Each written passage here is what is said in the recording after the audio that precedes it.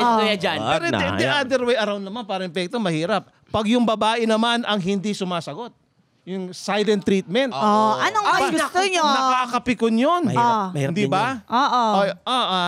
Ganun din, saan tayo kakain? Walang kibo. Walang kibo. Hirap. Ikaw. Ganun lang. Ikaw. Naku, Ikaw. relate ako dyan eh. Di ba? Relate ako dyan. Kunwari, may problema na. Ang tahimik talaga eh. Ano ba kasi problema? Hindi mo man alam. Dapat alam mo na yung mga ganyang bagay. Yun. Di ba? Binalik Hindi mo sa'yo. alam. Binalik. Hindi mo alam kung saan ka nagkamali. Teka lang, mami.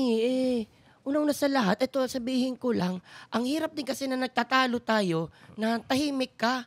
Nagkalala tayo, tahimik ka. Wala ka naman na ikwento sa akin kasi na hindi mo naman din talaga gusto. Ang hirap mag-adjust, medyo nonchalant ka masyado. Pwede bang medyo lagyan natin ng conversational naman? Okay na medyo mag-away tayo, tapos ito-talk ka din.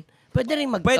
Pwede naman. Dapat magsasalita talaga kasi para malaman mo kung ano yung Yun nga problema. mabigat doon, yung silent treatment na tinatawag. Hindi mo alam kung ano yung saan ka nagkamali. Diba? Mahirap ka pa eh. Mahirap Hindi,